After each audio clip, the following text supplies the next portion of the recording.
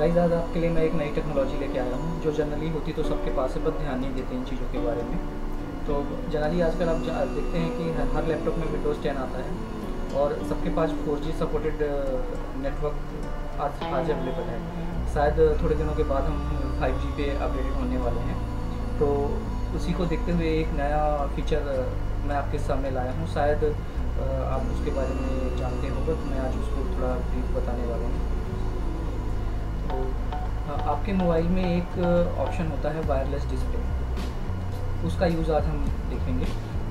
दोस्तों इस ऑप्शन के थ्रू हम अपने मोबाइल की स्क्रीन को विदाउट केबल वायरलेस के थ्रू आपके लैपटॉप पे देख सकते हैं। तो ये हम कैसे करेंगे उसके बारे में हम देखते हैं।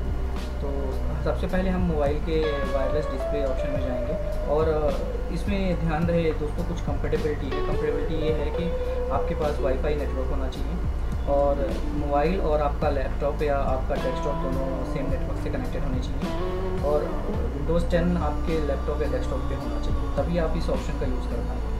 तो चलिए देखते हैं कि इस ऑप्शन का यूज़ हम कैसे करें।